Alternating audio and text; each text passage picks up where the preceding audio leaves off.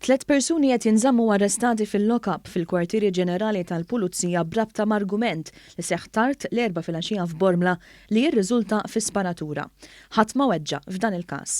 Għal dan il-korp tal-Pulizija fi stqarrija ftit sigħat wara li seħħet l-isparatura. Il-Pulizija qalet li kienu l-ħabta tad-9 ta' filgħaxija li l-Pulizija tad-Distrett f'Bormla ġew informati bil-każ fi triq id-dejqa.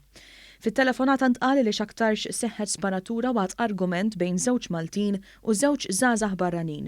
Huma marru minnu fih fuq il-post, assistiti mill-Pulizija tar-Rapid Intervention Unit fejn sabu lill-4 persuni involuti u li jgħixu fl-istess triq. Mill-investigazzjonijiet li saru rriżulta li żewġ taħwar ġiel 24 sena u 20 sena allegaw li raġel ta' 55 sena spara tir fid-direzzjoni tagħhom waqt li allegaw ukoll li ibn ir-raġel li għandu 26 sena ukoll kien involut fl-argument. Mir-residenza tar-raġel ta' 55 sena l-Pulizija sabet l-arma tan-nar Center illi x'aktarx intużat fl-isparatura waqt illi mit-triq ġew elevati xi balal u anki skartoġġ. One News kien l-ewwel fuq il-post tard l-4 filgħaxija u l-kelliem tal-Korp tal-Pulizija Brendan Pisani ta' l-ewwel dettalji.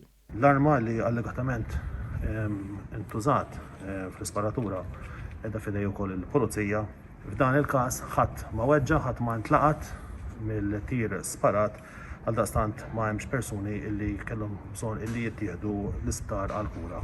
Waqt tfittxija li saret fir-residenza fejn jgħixu l-aħwa l-Pulizija sabet ukoll sustanza suspettata droga cannabis.